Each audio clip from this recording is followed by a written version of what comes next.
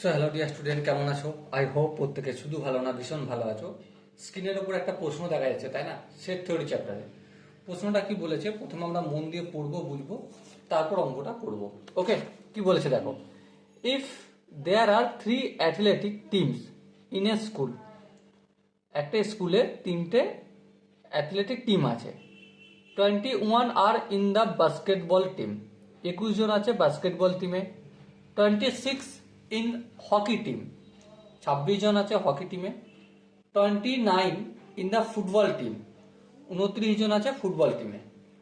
40 play hockey and basketball, 14 জন হকিও খেলে এবং বাস্কেটবলও খেলে।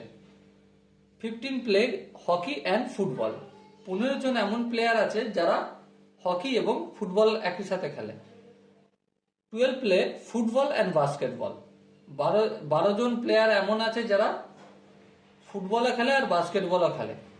অ্যান্ড 8 পিপল আর 3 গেমস, 8 জন, 8 প্লে অল 3 গেমস, 8 জন এমন আছে যারা 3টে গেমই খেলে।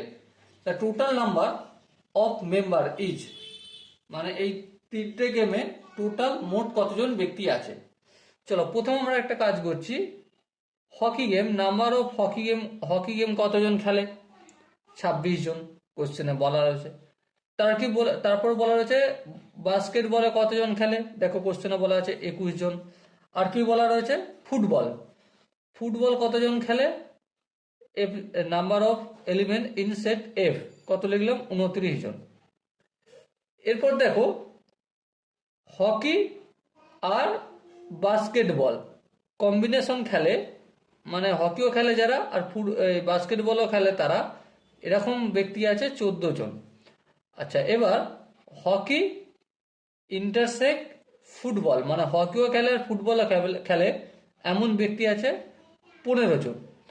তারপর দেখো বাস্কেটবলও খেলে এবং ফুটবলও খেলে কতজন? বলা রয়েছে 12 জন। আবার হকিও খেলে, বাস্কেটবলও খেলে আর ফুটবল খেলে, 3টে গেমই খেলতে পারে এমন ব্যক্তি আছে 8 জন। তো টোটাল নাম্বার আমাকে বলতে হবে। দেখো প্রথমে আমরা একটা কাজ করি। কি কাজ? এই কোশ্চেন আনসারটা ভেন ডায়াগ্রামের মাধ্যমে অঙ্কন করলে খুব সহজ হবে, সুবিধা হবে। তাহলে চলো প্রথমে আমরা ভেন ডায়াগ্রাম অঙ্কন করি।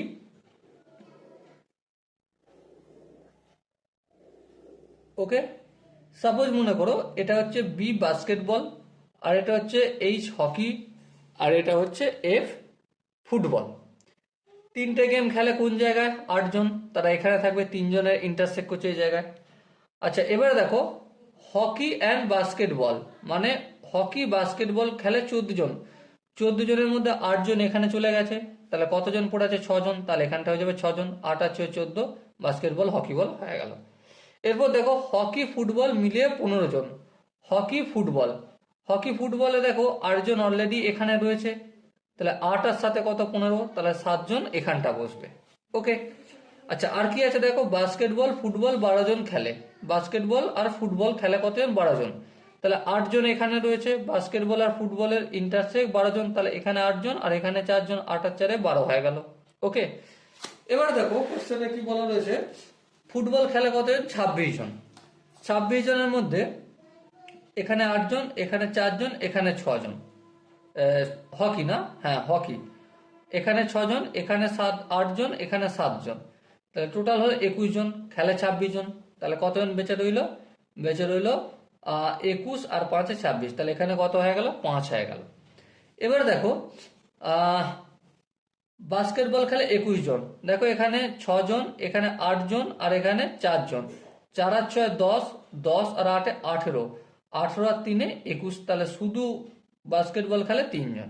ওকে, এবার দেখো ফুটবল, ফুটবল খেলে টোটাল 29 জন, কিন্তু এখানে দেখো 8, এখানে 7 আর এখানে 4, 8 আর 4-এ 12, 12 আর 7-এ 19, 19 থেকে 29, তাহলে শুধু ফুটবল খেলে 10 জন। ওকে, এবার আমাকে কোশ্চেনে কি জিজ্ঞাসা করেছিল? Total member. দেখো টোটাল মেম্বার যদি বলো, এখানে 8, ওকে, এখানে 6 আর এই 4, টোটাল কত হলো?